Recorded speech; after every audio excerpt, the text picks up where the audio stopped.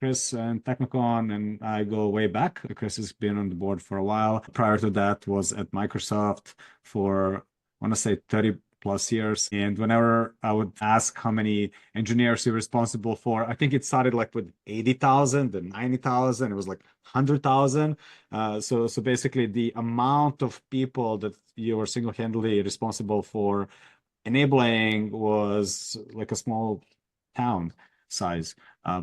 Pretty big scale, much bigger than any other companies that we usually see here. And I said single-handedly, Chris used to run a relatively small team that I want to say 5 people that had such a big impact. 5 people impacting 100,000 plus engineers at Microsoft. So that was pretty huge. And I always know you as somebody who deeply cares about culture, deeply cares about well-being of people that work with you. It's really like heart comes to mind when I think about your approach to, there you go. When I think about your approach to helping people do their best work. And you went from a very large organization to a very small organization, but the ethos of that I don't think has changed. And we're looking forward to you sharing the lessons learned from decades of doing learning development, enablement, whatever we call that, helping people do their best work. So with that, Chris, welcome. I'm going to stop sharing. Great. Thank you for that introduction. And let me go ahead and share my screen. Give me a thumbs up or some kind of a nod that you're seeing it. Great. So yeah, as Marco said, my name is Chris Shaffer, and I'm currently with Wild Leaders as their strategic development architect. Wild stands for Whole and Intentional Leader Development. And it fundamentally is about helping leaders learn how to lead and create environments. Prior to that, as Marco said, I was at Microsoft, and because this research came from Microsoft, I'll spend just a little bit about giving you some background there. It was almost 35 years that I was at Microsoft, if you include my 9 months as a contractor way back in 1988. And I ran a lot of teams, I shipped a lot of products, and over time, I built a brand as the guy who fixed broken teams. And that came from something that I discovered, which was that I'm actually more passionate about people than I am about technology. And so as I ran teams, I cared for the people and I tried to nurture an environment to help them thrive. And hence that brand got created. And that led me to be able to create my passion statement, which is all about creating environments. Team environments is really where a lot of the focus is in culture, where each individual and individuals working together in teams are empowered to learn and grow and realize their full potential. And so I was able to start shifting my career to focus on this more explicitly. And then in 2014, Microsoft got a new CEO, new sheriff in town, if you will. And Satya set a vision for a new culture at Microsoft. And this sort of catchphrase you've probably heard around being learn-it-alls rather than know-it-alls. And if you know anything about Microsoft's history or have interacted with the company or even people from the company, that know-it-all phrase, I just loved how I love how it captures not only sort of the literal sense of people who have lots of knowledge, more than you, but there is sort of that phrase captures the arrogance and sort of the ethos of a lot of what was not great, I'll say, about Microsoft in the early days, and really shifting it more to that growth mindset foundation about learn-it-alls. But to be learn-it-alls, you have to understand, well, what does that even mean? What does growth mindset mean? What does learning mean? So as Marco said, in 2016, so 2 years after Satya became CEO, I got a call that said, hey, would you like to build a team from scratch to focus on engineering learning? And actually, I think the engineering count at that point was around 60,000, worldwide. And by the time I left, that had grown to 120,000. So it had doubled in size. And so I set out to figure out, what does that even mean? I don't have a background in learning, so I'm not an expert in learning, but I hired a team of people who a small team of people who really knew about that, and we got to work on it. I love this quote as I kind of launch into the culture of learning and how to think about it, because, the first line, the capacity to learn is a gift. And really, everyone has the capacity to learn. And if you dig into sort of the more nuanced definition of growth mindset, it really is a belief in everybody's capacity and ability to learn. So that's pretty key. The second one, the ability to learn, is a skill. I love this because you can learn how to learn. It is a bit meta, but it in and of itself is something that you can learn about. And I certainly learned a ton about learning from, my team and from doing this work. I was just passionate about learning, and I learned a lot about learning in doing so. And then the final one is such a key point, right? The willingness to learn is a choice. This is key, right? Each of us has a choice on whether we're going to learn from any given situation or how we're going to approach it. And we really disempower ourselves, each of us, when we choose otherwise. And certainly we all, myself included, can point to things that sort of, this is preventing me from learning and this makes it hard. And those things are all true. And yet when you do that and you sort of throw up your hands and you play the victim mode, I'll say, then you've really hamstrung yourself from being able to learn, because you're making choices in that moment, not to take control of what is under your control. So that's sort of the preface to setting up the research that I did. This was the last research project I did before I left Microsoft almost 2 years ago. So I've been out of Microsoft for just under 2 years. And we had been measuring learning in a number of different ways over the course of the 6-7 years that I was in this role. And there is a prior Technicon conference session on measuring learning if you're interested in some of the early ways that we were measuring learning. But this particular research project was really aimed at trying to understand healthy learning cultures and how to build them. I had been focused on bright spots where things were really positive, going really well, to understand what was happening there. But this particular project was a little different than where the focus had been. It was on increases and improvements in learning. So what we did was we looked at the learning scores of all the stuff we were measuring around learning culture of thousands of managers across the company. And Microsoft went from a yearly employee signal and employee survey sentiment engagement type of survey where our learning questions were, to a twice a year, every 6 months. So we were able to measure it a little more frequently. And in March and October of 2022, I looked at the data from thousands of managers looking for where their learning scores had increased significantly. And we identified 26 managers of organizations that were anywhere between 50 and 250 people. So these were medium to large size organizations where they had not only a significant increase in their learning scores over that 6-month period, but also had org continuity. And this is important because a leader's scores kind of go with him or her. And if their team changed significantly, their numbers could change because of that. So I was looking for organizations that had mostly the same people in both of these measurements. So I controlled for that, and then looked for significant increases in those learning scores. And we identified those managers, and we went out and we talked to them. And these managers, these organizations happened to be representative actually across all parts of Microsoft. So every organization, every profession. This was not an engineering only study. I was looking at all employee data, and every geography. So what was interesting about this, and this was true in our other research, is that there wasn't any just single pockets of, well, learning is only good here or there. It was all over the place if you looked for it. And so I went out and I interviewed all of those leaders extensively. And I took the notes from those interviews and I coded them for different things that I heard. And then I looked across all the notes to look for patterns and group things together.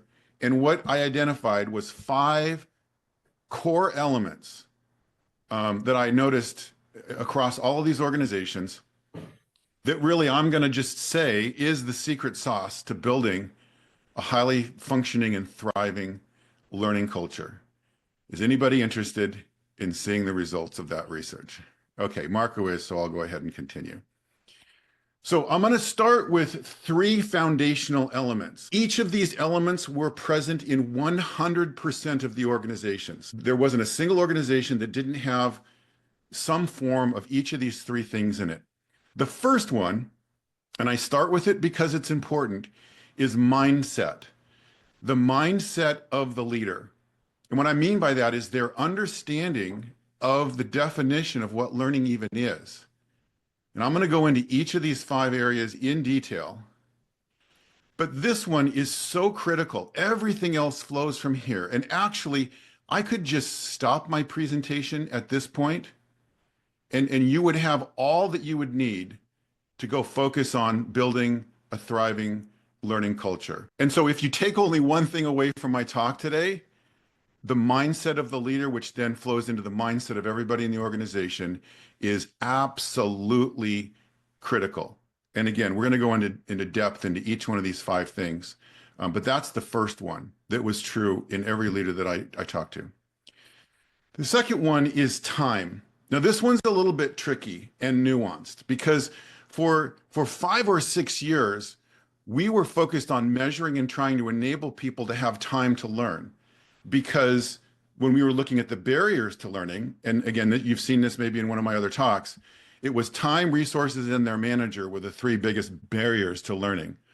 And so time, we were trying to give people time. And that's the protected part, setting aside time for learning. And we were doing that for years. And the numbers weren't really moving very much. Well, what we discovered is it's not enough to just protect the time. You actually have to prioritize it, to make it a priority to utilize the time you've set aside for actual learning. And again, the mindset of the leader feeds into how that time gets used. So we'll go into detail about the time piece in a minute. And then the third foundational element is reinforcement. There were many, many different ways that these leaders and organizations would reinforce that learning was important and what learning is. Through modeling, actually listening and talking about it. And again, the mindset flows into this. And an interesting point here is that what I also observed in other work at Microsoft was that an incorrect mindset about what learning is can be reinforced and actually drive negative behavior.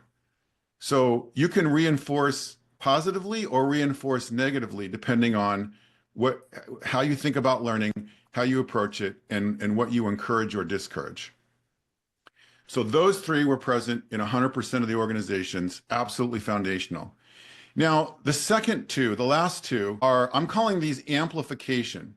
These were present in most of the organizations, but not all.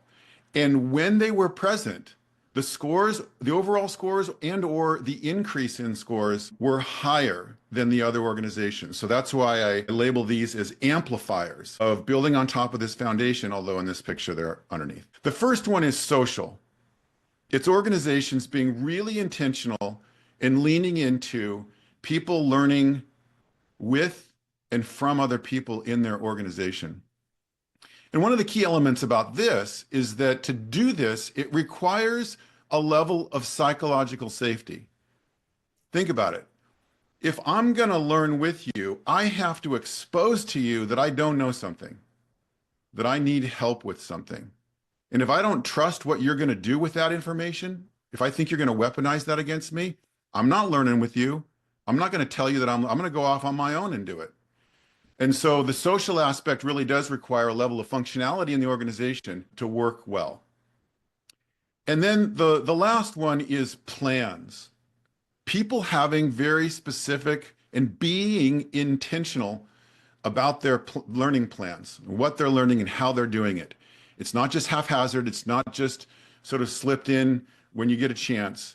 There are specific plans and they're tracked sort of across the team. And that was a pretty key element. And in fact, in the work that I'm doing now at Wild Leaders, we are building the largest database on the drivers of trust within organizations. And a key element of whether individuals trust each other and are trustworthy is whether they have the skills and or are building the skills, developing the skills. And having development plans is actually one of the lowest scoring items across the 50 organizations and over 2,000 employees that we've measured this last year. The development plans is one of the lowest scoring items in personal trust.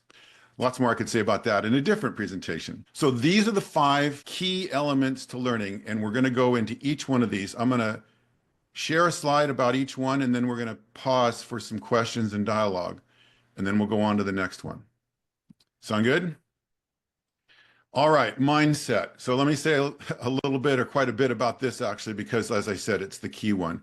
So we're going to start with a definition of learning. You may have a definition of learning that you work with. If I said, define for me what learning is, unfortunately, when I met with lots of engineering leaders and asked them, how do you define learning? They would give me some form often of training is learning. And training is an important activity, but it isn't actually learning. And so my definition of learning that I would encourage you to adopt is a lasting change in behavior due to experiences. Now I want to break this apart because every word in this sentence is important. So lasting. So if you cram the night before a test and push a bunch of information into your head and then are able to do well in the test the next day, it's likely that 6 months later, you probably don't remember and nothing has really changed from whatever it was that test was about. Real learning is lasting. It's something that goes with you so that you can utilize that. It's a change. I didn't know how to code in Python before, and now I know how to code in Python before and am actually doing that.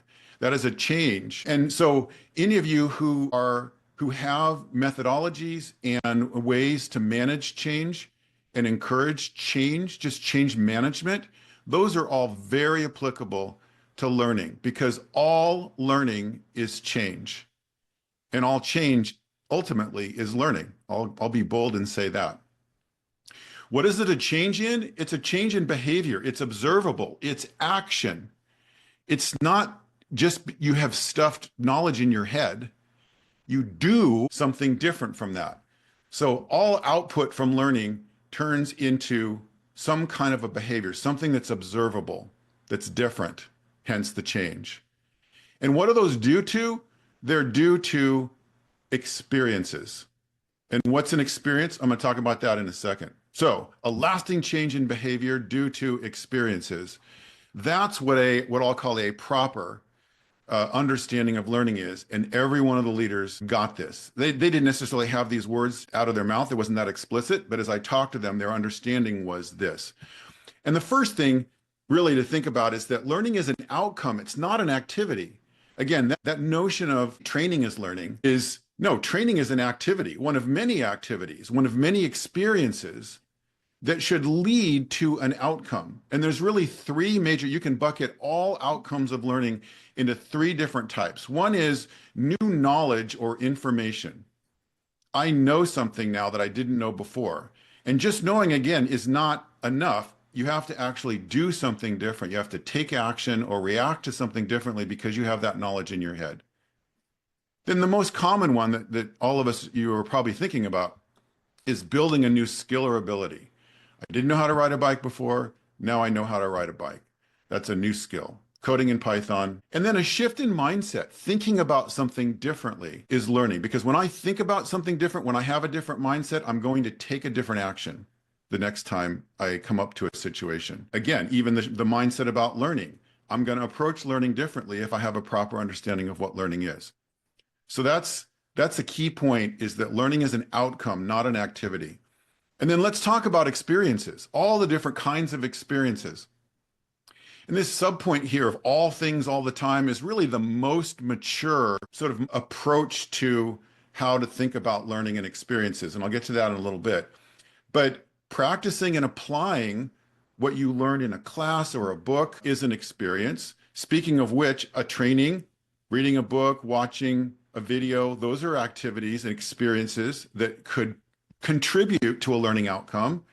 Again, an experience could be with somebody else, learning with people, and we'll talk about that in the together social piece later. Meetings, any meeting, every meeting that you have, whether it's one-on-one or a group meeting, is an experience that you could learn from.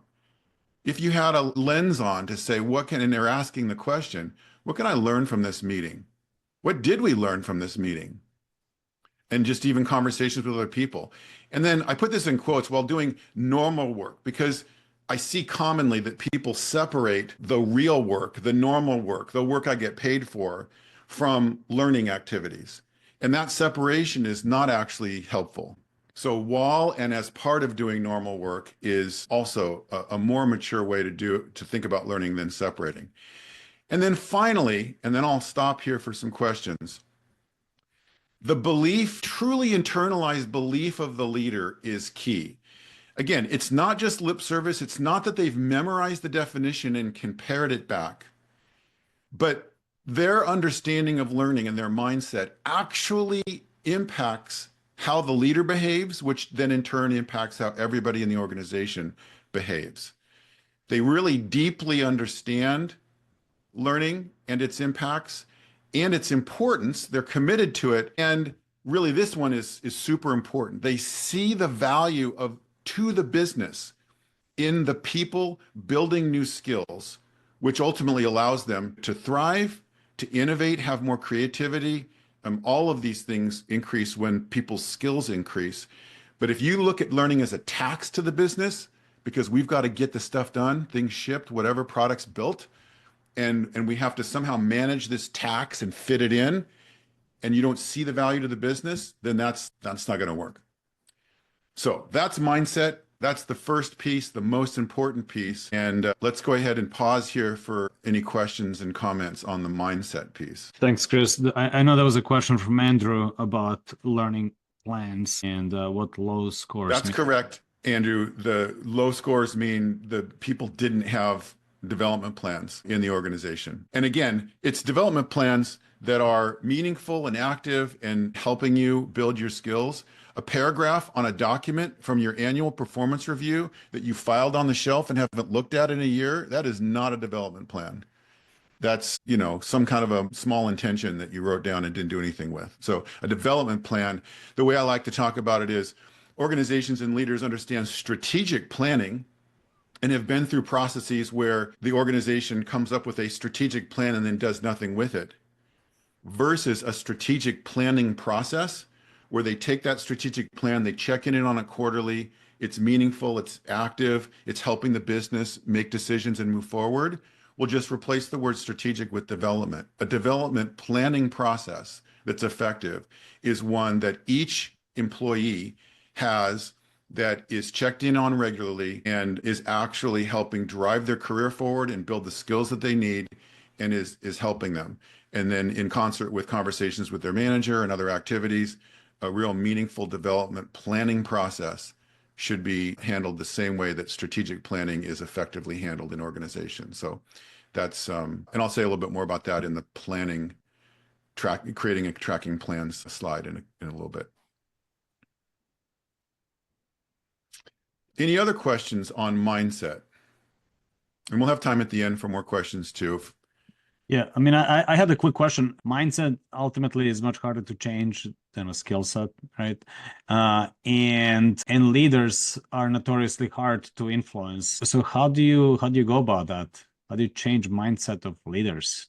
Yeah, well, if I had stayed at Microsoft longer to take these insights and work with them, I would have had an opportunity to answer that question from experience. Certainly, one of the techniques that I had already started using was taking the bright spots, taking leaders who got it, and connecting them with other leaders who wanted to get it, and helping them see from their peers what it looks like, why it matters, the impact it was having on their organizations.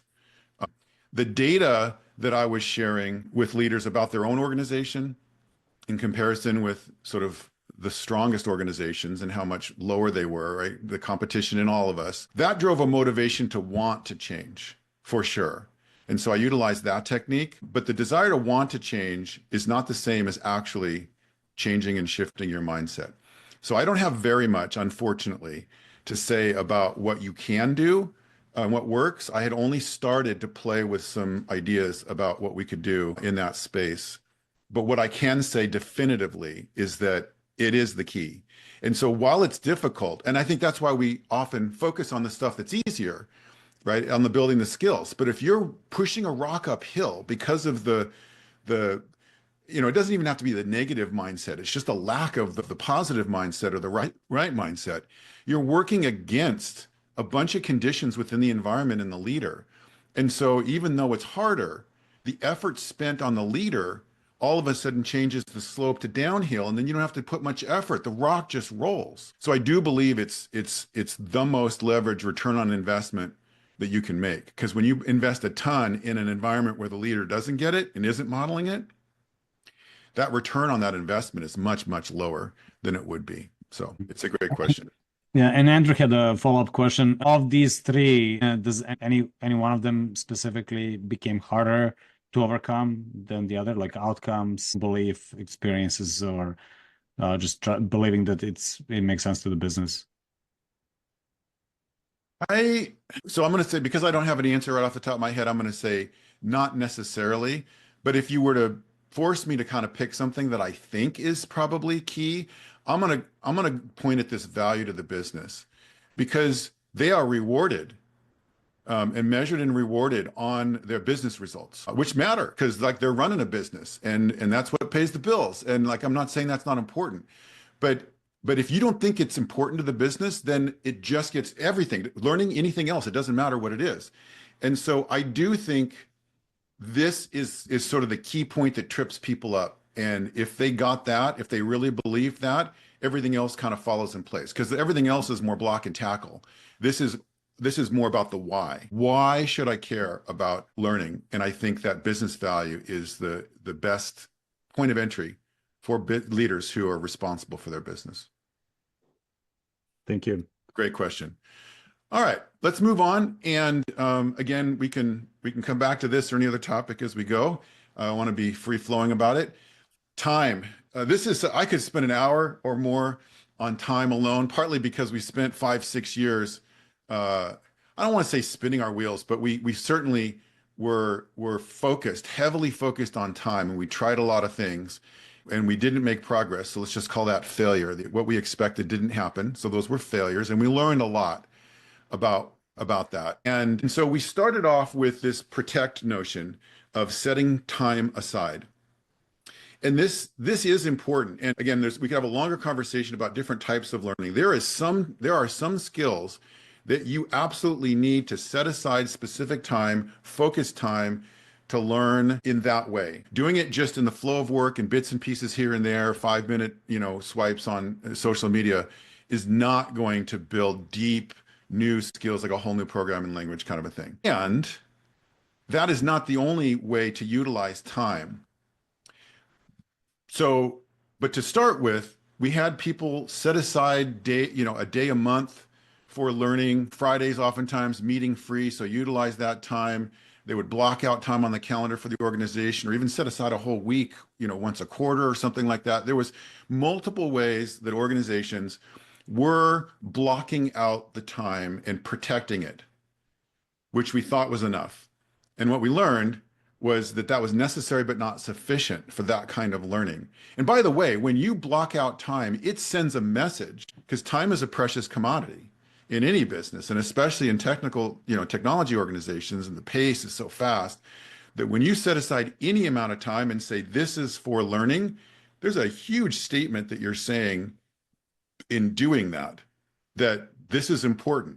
The problem is that when you come up to that time, that week, that day, if the pressures of the business say, well, you can participate in next month's day of learning because I need you to go to this meeting or do this thing, which we heard from employees was happening all over the place, then you haven't really prioritized that time you set aside, because you're letting other things take it over.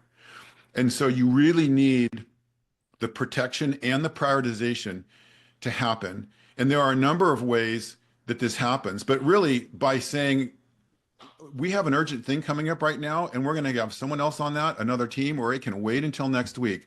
That is deprioritizing other work so that the learning commitment can happen. If you're tracking tasks in Azure DevOps or in some kind of a planning application or whatever, actually entering them there, which is the beginning of a plan, of actually having it as part of the plan. But that's a way to prioritize it, because then it sort of elevates its importance, its priority, right along with other tasks and your burn down, or adding them to your organization's OKRs if you track them, or some other kind of business metrics. Say this is just as important as the features we're building, or whatever it is that you're doing in your organization, which ultimately it sort of aligns learning and brings it up along with the other kind of work. And so various forms of prioritization is what I was seeing in these organizations who had increased significantly that was different than the many organizations. Most engineering organizations had some form of time protection after 5 years of pounding on you should protect time for learning, but the ones that were actually prioritizing were the ones that were making a difference. And then finally, to keep the alliteration going, because I love alliterations, time to practice what you're learning. Approaching tasks in a way that allow you to it by using a different technology that you're trying to learn or a different programming language or whatever, a different approach is going to slow that task down. But if you design that so that you can practice, that is going to help you reinforce and deepen that learning. And if you understand the neuroscience around how learning works, we're exposed to a concept for the first time and it creates a neural pathway. But when you practice it or share it with other people, it will deepen and strengthen that neural pathway so that that learning sticks to become what? Lasting, a lasting change in behavior due to experiences. And so this practice, using the time to practice learning, not just expose yourself to new concepts. Both are important. But if you just expose yourself and you don't practice it, then it won't be lasting. So lots more I could say about time, but this is sort of some of the key elements to the time for learning that we observed in the research and my experience. Love to take any questions or thoughts from folks before we move on to the next one.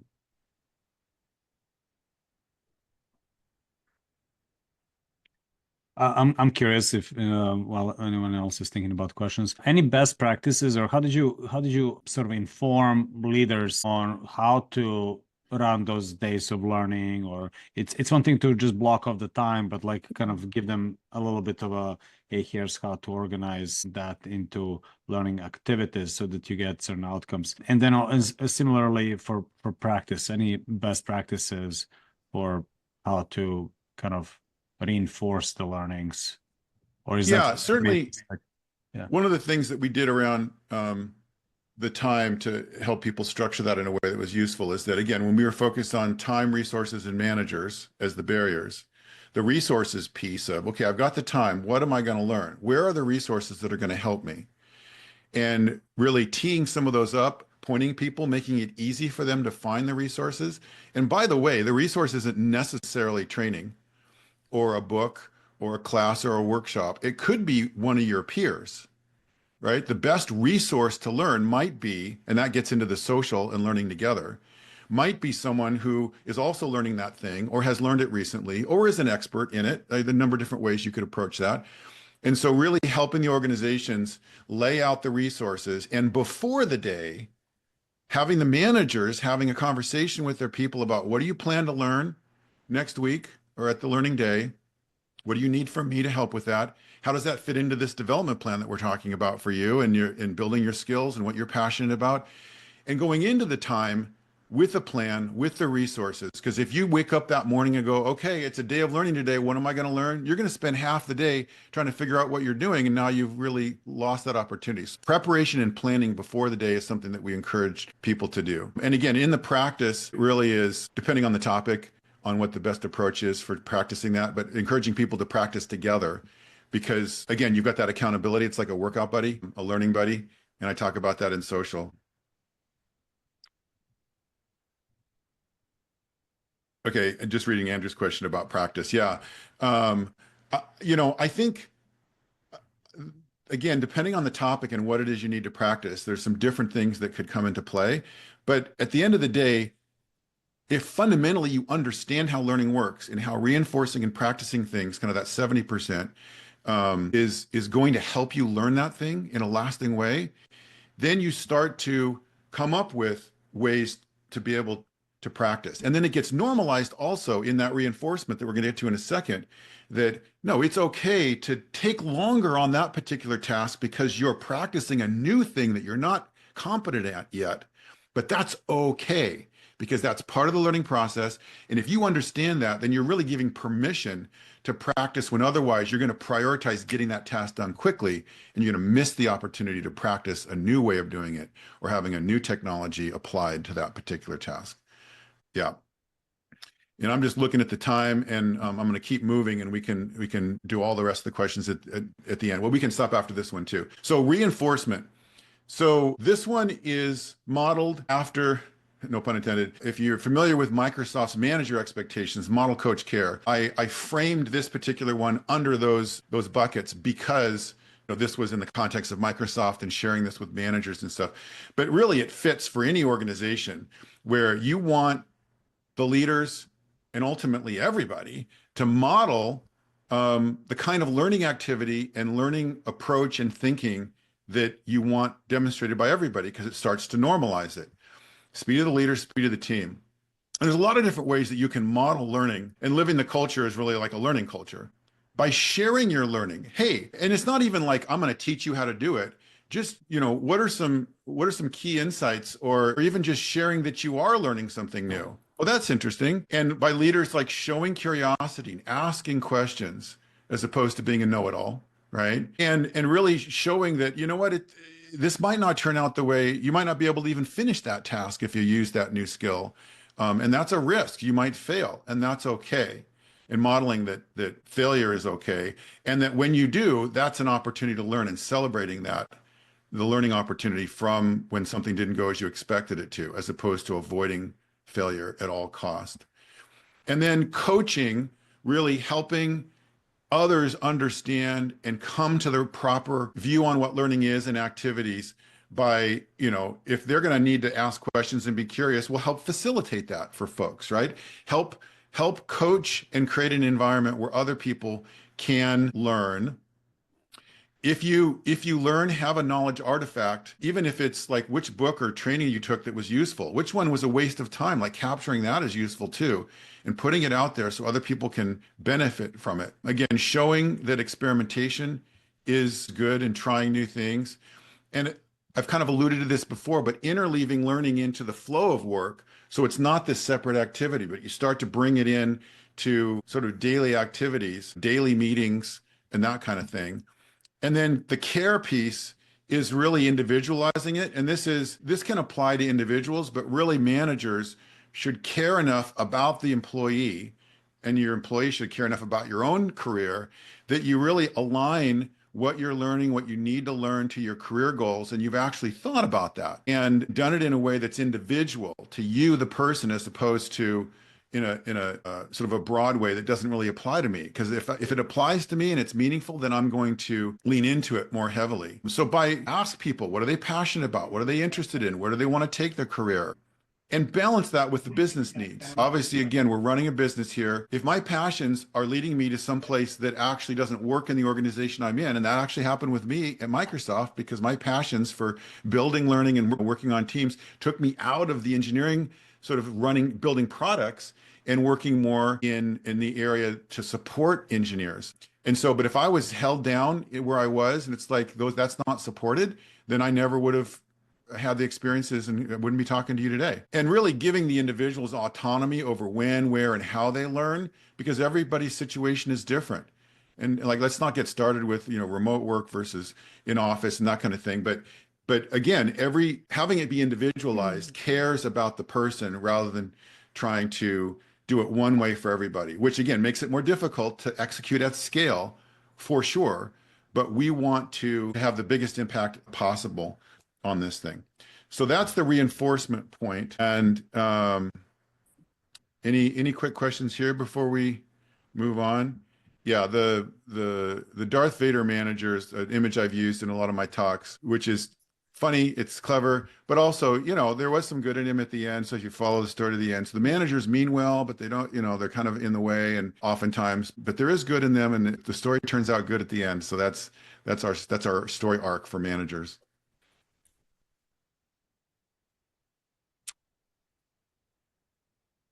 Yeah, that's good. Okay, let's just, in the interest of time, we got 10 minutes left. Let's go through the last two, and then we'll leave the rest of the time for questions. So social, remember, these are the amplifications. So the first three, mindset, time, and reinforcement, those are foundational. Now we're into the amplification items, which is bonus. If you nail the first three, then you can focus on these things. So when you think about social and learning together, having people share what they're learning is a really easy way to involve other people. And it can be as simple as just announcing to your peers, hey, I'm planning on learning insert name of technology next week. Somebody else on the team might say, that's interesting. I was thinking about learning that too. Could we do that together? Or, it opens up that possibility, because if you just go off and do it in a closet, then you've lost that opportunity to encourage someone else to join. And then also just like, well, how are you learning? Where are you learning? What are you learning from? Right? Again, on that resources, like where should I learn? There's so much out there. Most organizations provide lots of learning resources for their people. And if you say, I'm planning to learn X next week, and I'm going to do it at my house, and I'm going to use this particular Pluralsight course or YouTube video or book or whatever, then people are like, oh, I didn't even know that book existed. I might pick up that book and do that on my own. So these are just simple ways that you can encourage learning with and from other people. Even just a simple question, hey, what are you learning lately? Imagine if in the flow of our normal conversations, we're asking each other what we're learning. Because I might feel awkward in offering it, like out of the blue. Oh, hey, you know what I'm learning lately? But if someone says, you know what, I'm curious. What are you learning lately? Which then probably turns into I'm learning this. What are you learning? And where are you learning it from? What a great conversation. And then sharing insights. Again, it's not about being an expert so you can teach somebody else. Here's a really interesting tidbit I learned about from this book on change management last week, and it really struck me. Your act of sharing that insight. Again, I'm not teaching you all about what that book said because I don't know all of that, what that book said. But by sharing the insight, I've just reinforced my own neural pathway, deepened my own learning. I've exposed you to something new, an idea, and maybe you pick that up and go run with it. And so these are just simple ways that sharing amongst and within a team can really reinforce the learning in what I'll call, I think it fits in the social. And then literally doing it together. I mentioned sort of a learning buddy, like a workout buddy for accountability. Oh, I plan to learn this thing, but then other priorities come. But if you know your buddy's meeting you there to learn, more likely to do it. This is really effective. Maybe you job shadow or pair program. That's a way to learn with and from other people. Holding demo days, a lot of people on that learning at the end would say, hey, on Friday afternoon, we're going to have some drinks, some snacks or whatever. Everyone get together in a room or virtually, and let's all share with each other what we learned. Give a demo of something you built, or even talk about, the book that you read. And this is a great way to learn from each other and inspire other people to go learn it. And just have meetings specifically designed for sharing what you're learning in different contexts. So that's the social one. And then finally, on the plans, really just even creating any kind of a learning plan, which should be focused on your development and your career, thinking about what am I passionate about? What am I interested in? What's the direction of my career? What's going to be most helpful for me and my business, right? What does the business need? Sitting down and putting together an inventory of what skills do I have? What skills do I need? How could I go build those skills? I mean, it seems rudimentary, but like actually writing it down and putting a plan together, not very many people do that. And then in the plan, and this is part of like Marco, what I was talking about before, a dedicated time of learning. What are the resources I'm going to use? Do some research. What have other people used that have worked? Which one should I avoid so I don't make the same mistake? I learned from other people's mistake on wasting time with a class or a book that was just not useful in our context. So ask your peers about that as you create the plan. And then actually track the plan. I mean, in some of the most advanced organizations that I saw, advanced as far as most mature learning, strongest learning scores, they had very specific ways that within the business, like I love the story about in their task burn down, they were making progress on building features and they were not checking off their learning tasks. And the leader was like, why are we not making more progress on burning down our learning tasks? Well, it's really important, like the pressure and the time. It's like, I don't care. Like that's part of the plan. We're going to shift some things. We're going to change some priorities. We're going to burn those learning tasks down. Like by tracking it, it put teeth to it. It was an opportunity for the leader to demonstrate their commitment to learning and to model that it was important. And so there's a number of different ways that you can actually track progress against your learning plan, celebrate the wins, which is important psychologically. And that was something that we observed in a number of the organizations. And so in summary, We have three foundational items. If you only remember one, mindset. If you only remember three, mindset, time, and reinforcement, but that time, again, nuanced, protected, and prioritized. And then if you want bonus points and amplify that foundation, integrate social learning into what's happening and have plans that are created and tracked. So that's what I learned about how to create and maintain a thriving learning culture and environment where your people are going to learn more and you're going to have great business results when these things are present. What questions might you have? Clarifications? Or maybe what have you learned today? Hey, there you go. I love that, Marco. I mean, for me, it was super interesting. I mean, we all say we want a learning culture, right? And I think you just kind of presented a blueprint. This is how you get a learning culture. It's by design. It's not something that happens by chance. Some companies have it, some don't. And I love that idea that it really starts with at the top. So the leader has to demonstrate by example with a mindset and then create the opportunities for learning and reinforce them. A great question to ask at the end of any meeting or even a coaching session, if you're coaching folks, is, what was the most valuable part of this for you? Or you could say, what was the most valuable thing you learned? Which implies that there was learning, that something was valuable. It's not a matter of yes or no, but like, which one was the most valuable to you? I guess this isn't as much of a direct answer to that, but it's something that I picked up on just listening. Just how concise all of your points were. It removed the ability to misinterpret anything or to kind of spin it a way that's confusing. And I just thought that was a great example of just showing us like how simple you can make learning something if you just express it the way that it's meant to be expressed, right? Don't leave it up to the other person's mind to necessarily do something, but your points were very clear and concise. And I just felt like it was incredibly valuable. So thank you, Chris. Wow. Thank you. Appreciate that. And yeah, if we're going to teach people how to learn, we should use good learning practices in doing that. And I'm not perfect, but I've certainly gotten better over the years and learned from a lot of other people. Andrew asked the question about approaches to changing the mindset of leaders, specifically around regarding the business value of learning. Again, I wish I'd spent more time working on this.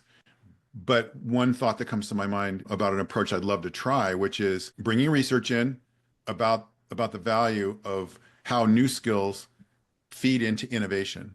And that was, if you've heard me talk about the Microsoft learning strategy, it was really creating an environment where people can learn so they can build new skills, which will fuel greater innovation. And we had research behind that. And so that flow of, first, you got to create the environment where it can happen. And that's what I'm talking about here. Then people actually utilize that and build new skills. For what? For what purpose? Fuel greater innovation. And if your business isn't about innovation, then I don't know, find a different business outcome. But most of our organizations are focused on innovating. And so bringing the research in to show that when your employees have more skills, they are able to innovate higher, which then will fuel your business results. And so I would bring the research and really talk about it in those terms. And if they don't believe it, then, well, what's your objection, right? Finding out why they're not believing it and what their objections are, and then addressing those would be an approach I could take. Thanks, Chris. Huge thank you. This is an awesome presentation and awesome learning for me, at least. And as usual, we have recorded this. We will be post-producing it and sharing it with everyone. If you have not joined already, join our Slack channel. That's where a lot of communication happens. You can also follow us on LinkedIn. I think that's a good place as well.